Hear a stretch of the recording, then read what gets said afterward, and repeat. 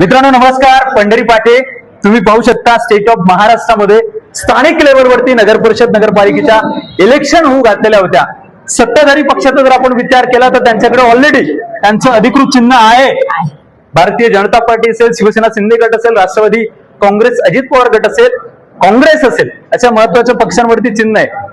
पण जे लोक अपक्ष म्हणून उभे इलेक्शन मध्ये, प्रामुख्याने यवतमाळ नगर परिषद मध्ये आज दिनांक किती तारीख आहे? 26 तारखेला सकाळी 11 वाजता यांना चिन्ह वाटप होणार होतं.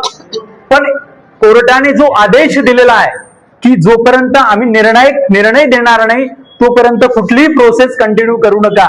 त्यामुळे मला वाटतं चिन्हावरती कुठेतरी बाधा येत आहे. पण जे सगळे अपेक्षा उमेदवार या ठिकाणी रिसेंटली उभे आहेत त्यांच्या काय भावना आहेत ते आपण समजून घेऊयात. माझ्यासोबत भारतीय जनता पार्टीच्या पण सध्या पक्षातनं त्यांना तिकीट मिळाली नाहीये, स्टँडिंग उमेदवार होत्या, प्रभाग क्रमांक 18च्या जामणकर नगर मधल्या अत्यंत कुशल नगरसेविका म्हणून त्यांची यवतमाळ शहरात ओळख आहे. आदरणीय संगीताताई कासार माझ्यासोबत आहेत. ताई, काय भावना आहेत आपल्या तिकीट म्हणजे आपलं चिन्ह न मिळण्या संदर्भात आपली काय भावना आहे? संदर्भात सगळे अपक्ष लोकांना टांगणीला धरलाय आणि बाकीच्या पक्षाचा प्रचारही चालू झाला. अपक्ष आमचं काहीच नाही. आणि 7-8 हजार लोकांपर्यंत पोहोचणं 2 दिवसात हे पॉसिबल आहे का? त्यांनी तरी सांगा.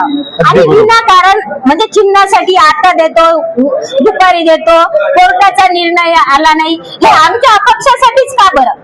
आणि पक्षाच्या लोकांचं थांबवायला पाहिजे होतं ना. मग अधिकृत पक्षाचे काय नेमक्या भावना आहेत, काय सांगाल? यांनी हेतू पुरस्कार हा विषय केलेला आहे, कारण ज्यांच्या जवळ चिन्ह आहे आणि जे अधिकृत पक्षाचे उमेदवार आहे ते सर्रासपणे प्रचार करत आहे. म्हणजे आजच त्यांना यांनी विनर घोषित केलेला आहे आणि आम्हाला टांगती तलवार म्हणून इथे 10 चक्रा मारायला लावत आहे. ज्यावेळेस आम्ही बॅनर वगैरे लावायला जाऊ त्यावेळेस हे लोक आम्हाला तेव्हा पण आडवे येतील आणि त्यावेळेस पण हे आमच्यावर अन्याय करतील. हा यांचा सरासर अन्याय आहे आमच्यावर, एवढंच आमचं म्हणणं आहे अपक्षांवर. गुरुदेव सेवा संघाचे गेडाम साहेब आपल्यासोबत, भाऊ काय सांगाल? काय मी दिव्यांग महिलांचा 2.5 लाख लोकांवर माझी दिव्यांग पोहोचणार का नगर अध्यक्षसाठी अपक्ष उमेदवार म्हणून फॉर्म भरलाय. आणि मी सतत एडीओच्या पाठीशी नाव, एडीओला वारंवार मी सांगत होता मला चिन्ह द्या. त्यांनी मला लेखी स्वरूपात दिला का 11 वाजता चिन्ह देतो.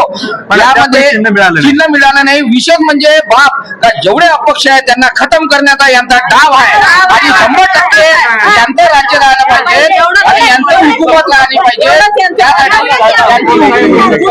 सर्व अपक्ष उमेदवार या ठिकाणी म्हणत आहेत की भारतीय जनता पार्टी सारख्या मोठ्या पक्षाला एक हाती सत्ता मिळवायचे. अपक्ष उमेदवारांचा या ठिकाणी सरकार विरोधी रोष आपल्याला पाहायला मिळतो आहे. पंढरी पाटे, यवतमाळ.